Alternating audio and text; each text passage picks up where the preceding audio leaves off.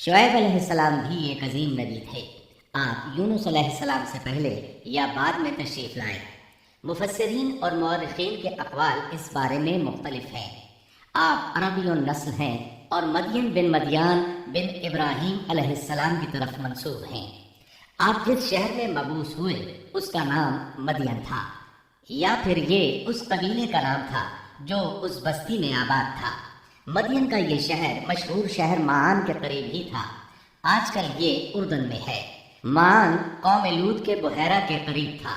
بحیرہ کی حقیقت یہ ہے کہ جب اللہ تعالیٰ نے جبریل علیہ السلام کو حکم دیا کہ لوط علیہ السلام کی قوم پر تباہی نازل کریں، اس بستی کو اوپر اٹھا کر اوندھا گرا دیں، انہوں نے اس بستی کو تہوالا کر دیا، تہس نہس کر دیا، تو اس بستی کو بحیرہ کہا جانے لگا، یعنی لوط علیہ السلام کی بستی کے کھنڈرات۔ یہ بحیرہ بحر مردار کے قریب ہی واقع ہے۔ سیدنا شعیب علیہ السلام کی قوم ایک کافر اور تاجر قوم تھی، بتوں کی پوجا کرتی تھی اور ڈاکے ڈالتی تھی۔ یہ لوگ تجارتی راستوں پر کھڑے ہو جاتے، تجارتی قافلوں کو اس طرح لوٹتے تھے کہ ہر قافلے سے جبراً 10واں حصہ وصول کر لیتے تھے۔ خود بھی ملاوٹ، ہیرا پھیری اور دھوکہ بازی کے ماہر تھے۔ ملاوٹ تو گویا ان کی گھٹی میں پڑی تھی۔ تمام انبیاء کرام علیہ السلام کی ذمہ داری ہوتی ہے کہ لوگوں کو خالص اللہ کی عبادت کی طرف بلائیں، درست اعمال اور صحیح عقائد کی طرف ان کی رہنمائی کریں۔ اس کے ساتھ یہ بھی ان کی ذمہ داری ہوتی ہے کہ اہم معاشرتی، اقتصادی اور سیاسی امور کی بھی رہنمائی کریں۔ حقیقت یہ ہے کہ تمام انبیاء کرام کا طریقہ یہی تھا کہ جہاں کہیں قوم میں کوئی ٹیڑھا پن دیکھتے، اس کی اصلاح فرمانے کی کوشش کرتے۔ عبادت اور عقیدے کی اصلاح کرنے کے ساتھ ساتھ دوسری خرابیوں کا بھی سامنا کرتے جو اس قوم میں پائی جاتی تھی۔ اہل مدین میں ملاوٹ کا رجحان سب سے بڑھ کر تھا۔ ماپ تول میں کمی کرتے تھے۔ اس کے ساتھ اس قوم میں درختوں کی عبادت کرنے کا رجحان بھی پایا جاتا تھا۔ وہ درختوں کے پجاری تھے۔ اسی لیے اللہ تعالیٰ نے سورۃ الحجر آیت 78 میں فرمایا ہے، اور بے شک ایکا والے بھی بڑے ظالم تھے۔ اسی طرح سورۃ الشعراء آیت 176 میں باری تعالیٰ فرماتے ہیں، ایکا والوں نے بھی رسولوں کو جھٹلایا۔ اس قوم نے تو صرف شعیب علیہ السلام کی تکذیب کی تھی، پھر اللہ تعالیٰ نے رسولوں کی تکذیب کیوں فرمایا؟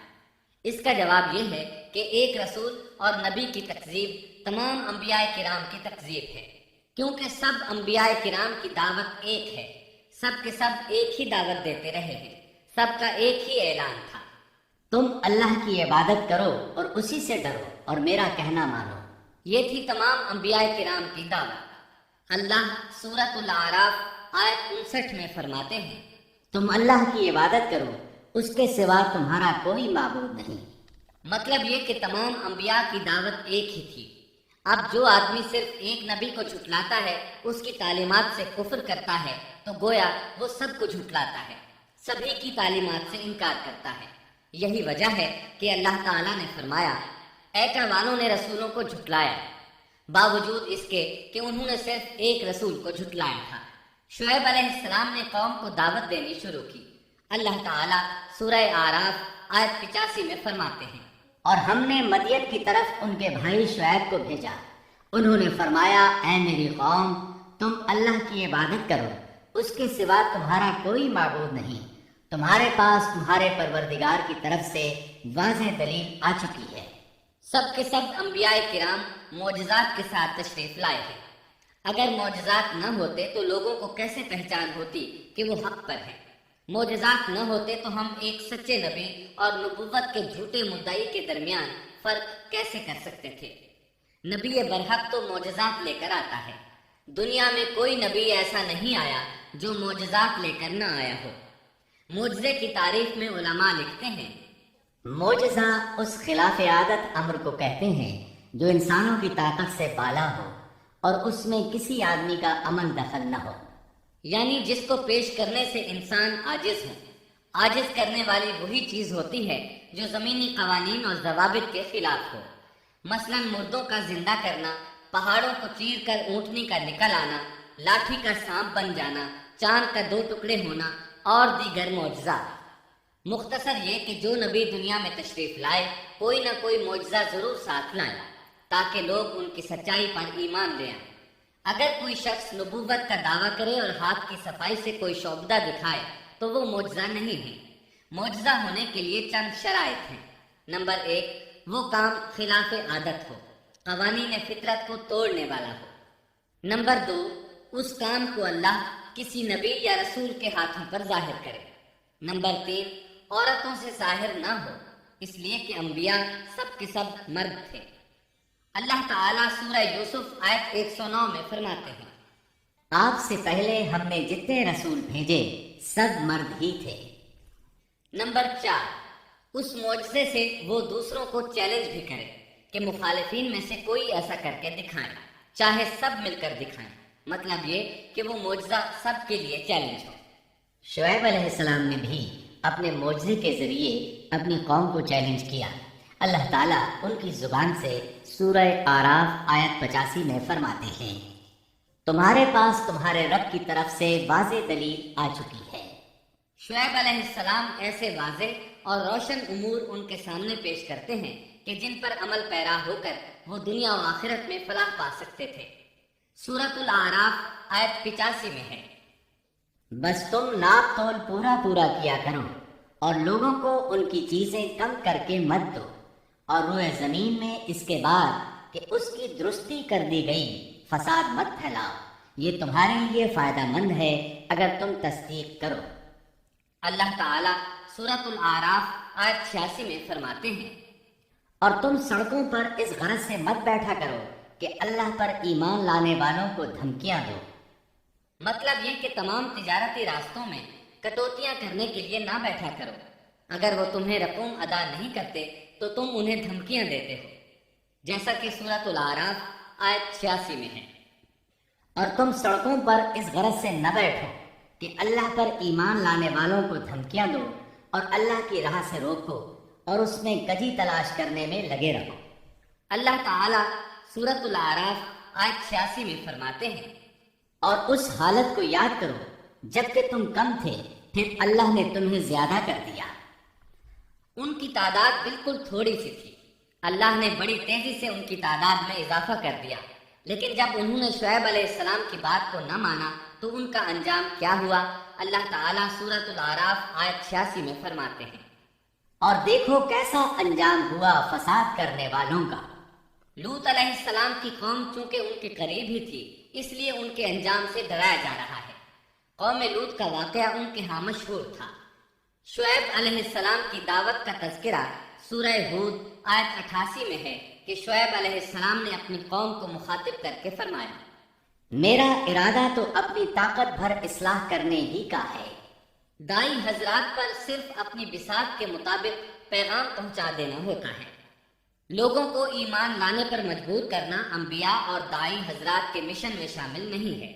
اللہ تعالیٰ سورۃ الغاشیہ آیت 22 میں فرماتے ہیں، آپ ان پر محاسب نہیں ہیں۔ مطلب یہ کہ آپ انہیں ایمان لانے اور راہ راست پر چلانے کے لیے مجبور نہیں کر سکتے۔ آپ کے ذمے یہی امر ہے کہ آپ ان کی اصلاح کرنے کی کوشش کریں۔ سورہ ہود آیت 88 میں ہے، میرا ارادہ تو اپنی طاقت بھر اصلاح کرنے کا ہی ہے، میری توفیق اللہ ہی کی مدد سے ہے، اسی پر میرا بھروسہ ہے اور اسی کی طرف میں رجوع کرتا ہوں۔ جب شعیب علیہ السلام نے انہیں ان باتوں کی طرف دعوت دی تو انہوں نے کفر کیا، آپ کو جھٹلایا، بلکہ یوں کہنے لگے، انہوں نے جواب دیا کہ اے شعیب، کیا تیری نماز تجھے یہی حکم دیتی ہے کہ ہم اپنے باپ دادوں کے معبودوں کو چھوڑ دیں اور ہم اپنے مالوں میں جو کچھ چاہیں اس کا کرنا بھی چھوڑ دیں؟ آج بھی بعض لوگوں کا یہی حال ہے، وہ سمجھتے ہیں دین کا مطلب ہے مسجدوں کی حد تک عبادت کر لو، سیاسی اور معاشرتی زندگی میں دین کی کوئی ضرورت نہیں سمجھتے، ان معاملات کو دین سے الگ چیز تصور کرتے ہیں، کہتے ہیں بس جی یہ تو دنیا کے مشاغل ہیں۔ یہی حال تھا شعیب علیہ السلام کی قوم کا۔ سورہ ہود آیت 87 کے آخر میں ہے، تو بڑا ہی باوقار اور نیک چلن آدمی ہے۔ مطلب یہ کہ انہوں نے مذاق کے انداز میں ان سے کہا، تو بڑا عقل مند ہے، کیوں ناراض ہوتا ہے؟ سیدنا ابن عباس رضی اللہ عنہما سے روایت ہے کہ وہ یہ بات ان سے مذاق کے انداز میں کہتے تھے، ان کی تعریف نہیں کرتے تھے۔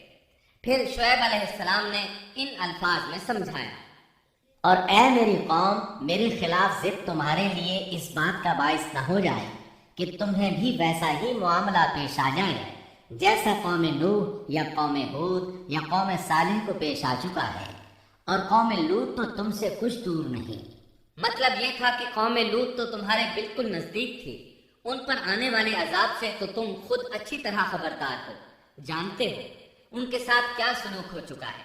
پھر آپ نے فرمایا، تم اپنے رب سے استغفار کرو اور اس کی طرف توجہ کرو، یقین مانو کہ میرا رب بڑی مہربانی والا اور بہت محبت کرنے والا ہے۔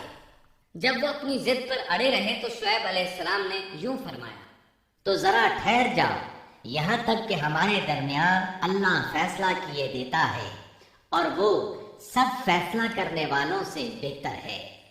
پہلے تو عام واعظ و نصیحت فرمائی، جب قوم نہ سمجھی تو انہیں سابقہ ہلاک شدہ قوموں کی مثالیں دی، ڈرایا کہ کہیں تمہیں بھی ایسے ہی عذابوں سے دوچار نہ ہونا پڑے، لیکن انہوں نے کسی بات کا اثر نہ لیا، الٹا یوں کہنے لگے، تو ان میں سے ہے جن پر جادو کر دیا جاتا ہے، اور تو ہم ہی جیسا ایک انسان ہے، اور ہم تو تجھے جھوٹ بولنے والوں میں سے ہی خیال کرتے ہیں۔ اگر تو سچے لوگوں میں سے ہے تو ہم پر آسمان کا کوئی ٹکڑا گرا دے۔ مطلب یہ کہ آخرکار یہ لوگ پہلے لوگوں یعنی عاد اور سمود کے نقش قدم پر چلنے لگے، ان کے انبیاء انہیں حق کی طرف بلاتے رہے، وہ انکار کرتے رہے، آخر ان پر اللہ کے عذاب اترے۔ ایسے ہی یہ لوگ بھی شعیب علیہ السلام کو دھمکیاں دینے لگے، ان کے مقابلے پر اتر آئے۔ سورۃ الاعراف آیت 88 میں ہے کہ شعیب علیہ السلام کی قوم کے کافر سرداروں نے ان سے کہا، ان کی قوم کے متکبر سرداروں نے کہا، اے شعیب، ہم آپ کو اور جو آپ کے ہمراہ ایمان والے ہیں انہیں اپنی بستی سے نکال دیں گے، یا یہ کہ تم ہمارے مذہب میں پھر آ جاؤ۔ شعیب نے جواب دیا، کیا ہم تمہارے مذہب میں آ جائیں؟ گو ہم اس کو مکروہ ہی سمجھتے ہوں۔ قوم کے سردار تکبر کرتے ہوئے مزید کہنے لگے کہ اگر تو اپنی دعوت پر اڑا رہا تو ہم تجھے مدین سے نکال دیں گے۔ جواب میں شعیب علیہ السلام نے کہا، اگر عذاب سے بچنا ہے تو میری بات مان لو۔ انہوں نے نہ صرف آپ کی بات ماننے سے انکار کر دیا بلکہ ان کا مذاق بھی اڑانے لگے۔ اس کا ذکر سورہ ہود آیت 91 میں آیا ہے۔ انہوں نے کہا، اے شعیب، تیری اکثر باتیں تو ہماری سمجھ ہی میں نہیں آتی۔ شعیب علیہ السلام نے انہیں پھر سمجھایا تو وہ بولے، اے شعیب، تیری اکثر باتیں تو ہماری سمجھ ہی میں نہیں آتی، اور ہم تو تجھے اپنے اندر بہت کمزور پاتے ہیں۔ اگر تیرے قبیلے کا خیال نہ ہوتا تو ہم تجھے سنسار کر دیتے، اور ہم پر تمہارا دباؤ تو ہے ہی نہیں۔ اس پر آپ نے فرمایا، اے میری قوم کے لوگوں، کیا تمہارے نزدیک میرے قبیلے کے لوگ اللہ سے بھی زیادہ عزت والے ہیں؟ مطلب یہ کہ تم میری قوم قبیلے سے تو ڈرتے ہو لیکن اللہ تعالیٰ کا تمہیں کچھ بھی ڈر نہیں۔ اس موقع پر انہوں نے اپنی قوم کو یوں خبردار کیا، اے میری قوم، اب تم اپنی جگہ عمل کیے جاؤ، میں بھی عمل کر رہا ہوں۔ بہت جلد تمہیں معلوم ہو جائے گا کہ کس کے پاس وہ عذاب آتا ہے جو اسے رسوا کر دے، اور کون ہے جو جھوٹا ہے۔ تم بھی انتظار کرو، میں بھی تمہارے ساتھ انتظار کرتا ہوں۔ پھر آپ نے دعا فرمائی، اے اللہ، میرے اور میری قوم کے درمیان فیصلہ کر دیں۔ ادھر قوم کے لوگ انہیں بستی سے نکالنے اور سنسار کرنے کی دھمکیاں دینے لگے۔ آپ کی دعا کے الفاظ سورہ اعراف آیت 89 میں آئے ہیں، اے ہمارے پروردگار، ہمارے اور ہماری قوم کے درمیان حق کے موافق فیصلہ کر دے، اور تو سب سے اچھا فیصلہ کرنے والا ہے۔ آخرکار فیصلے کی گھڑی آ پہنچی۔ اللہ تعالیٰ نے سیدنا شعیب علیہ السلام اور ان پر ایمان لانے والوں کو نجات عطا فرمائی، اور ان کی قوم پر عجیب و غریب عذاب نازل ہونا شروع ہوا، اور عذاب صرف ایک ہی قسم کا نہیں تھا، کئی نوعیتوں اور شکلوں میں آیا۔ اللہ سبحانہ و تعالی ہمیں اپنی قدرت کی نشانیاں دکھاتے ہیں کہ قوم عاد کس طرح تند و تیز ہواؤں سے تباہ کی گئی، جبکہ شعیب علیہ السلام کی قوم کو اس کے بالکل برعکس عذاب دیا گیا۔ اللہ تعالیٰ نے ہوا کو روک لیا، حالت ایسی ہو گئی کہ ہوا بالکل نہ چلی، گرمی اور حرارت تیز ہو گئی۔ پھر اللہ تعالیٰ نے بستی سے باہر ایک بادل بھیجا، اس کے نیچے سایہ تھا، بچے، بوڑھے، جوان اور عورتیں سبھی اس سائے میں جگہ پانے کے لیے بھاگے تاکہ گرمی سے بچ سکیں۔ آخر بادل کے نیچے پہنچ کر بیٹھ گئے۔ جو ہی سب وہاں پہنچ کر بیٹھے، ان کے نیچے کی زمین ہلنے لگی، ہچکولے کھانے لگی، یہاں تک کہ زلزلہ شروع ہو گیا۔ سب گھٹنوں کے بل گرتے چلے گئے۔ اسی وقت جبریل علیہ السلام تشریف لائے اور ایسی زوردار چیخ ماری کہ اس چیخ کی شدت کی تاب نہ لاتے ہوئے سب کے سب وہیں ڈھیر ہو گئے۔ اللہ تعالیٰ سورۃ الشعراء آیت 189 میں فرماتے ہیں، پس انہیں سائبان والے دن کے عذاب نے پکڑ لیا۔ جب انہوں نے سائے اور ہوا کو گم پایا تو بادل کو دیکھتے ہی اس کے سائے کی طرف لپکے، لیکن اس میں تو عذاب تھا اور انہوں نے یہی تو کہا تھا، اگر تم سچے لوگوں میں سے ہو تو ہم پر آسمان کا کوئی ٹکڑا گرا دو۔ بس اللہ تعالیٰ نے آسمان سے ایسا ہی عذاب بھیج دیا۔ اللہ سورہ اعراف آیت 91 میں فرماتے ہیں، پس انہیں زلزلے نے آ پکڑا، سو وہ اوندھے کے اوندھے پڑے رہ گئے۔ اللہ تعالیٰ مزید فرماتے ہیں، سورہ ہود آیت 94 تا 95 میں ہے، جب ہمارا عذاب آ پہنچا، ہم نے شعیب کو اور ان کے ساتھ تمام مسلمانوں کو اپنی خاص رحمت سے نجات بخشی، اور ظالموں کو سخت چنگھاڑ نے آ پکڑا، جس سے وہ اپنے گھروں میں اوندھے پڑے رہ گئے، گویا کہ وہ ان گھروں میں کبھی بسے ہی نہ تھے۔ آگاہ رہو، مدین والوں کے لیے بھی ویسی ہی پھٹکار ہے جیسی پھٹکار سمود پر پڑی۔ شعیب علیہ السلام اور ان پر ایمان لانے والے ان لوگوں سے دور کھڑے تھے، وہ ان کی طرف حسرت بھری نگاہوں سے دیکھ رہے تھے۔ سورہ اعراف آیت 93 میں ارشاد ربانی ہے، اس وقت شعیب ان سے منہ موڑ کر چلے اور فرمانے لگے، اے میری قوم، میں نے تمہیں اپنے پروردگار کے احکام پہنچا دیے اور میں نے تمہاری خیر خواہی کی، پھر میں ان کافر لوگوں پر کیوں رنج کروں؟ اس کے بعد وہ دوبارہ مدین کی طرف لوٹ آئے، کیونکہ مدین شہر تو باقی رہ گیا تھا، صرف اہل مدین ہی تباہ ہوئے تھے۔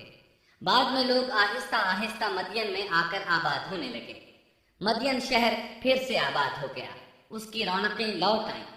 اب مدین کے اکثر باشندے مسلمان تھے، وہ مسلمان جو شعیب علیہ السلام کے ساتھ تھے۔ وہ اور دوسرے علاقوں سے آنے والے کفار اب اس شہر کے باشندے تھے، اور یہی وہ مدین شہر تھا جس میں سیدنا موسیٰ علیہ السلام تشریف لائے تھے۔ شعیب علیہ السلام کا قصہ اپنے اختتام کو پہنچا۔